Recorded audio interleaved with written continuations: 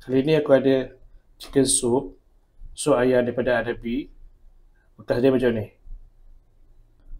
So cara hidangan dia, korang panaskan je ke dalam kuali atau periuk, ataupun korang panaskan ke dalam ketuhar microwave. So jom kita buka. So dalam dia macam ni. Tuang ke dalam kuali.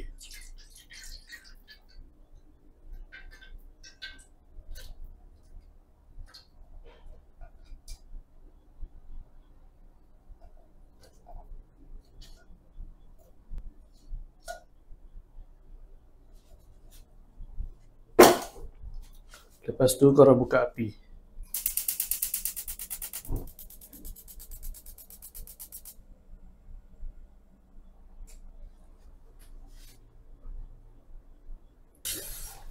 Itu aku satu tin ni cukup untuk 1-2 orang.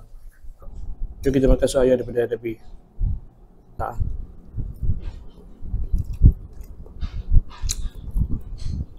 Ketan dia lembut. Saya rasa daging ayam pula. Daging ayam dia okey. Korang berminat, korang boleh beli dan cuba rasa, okey?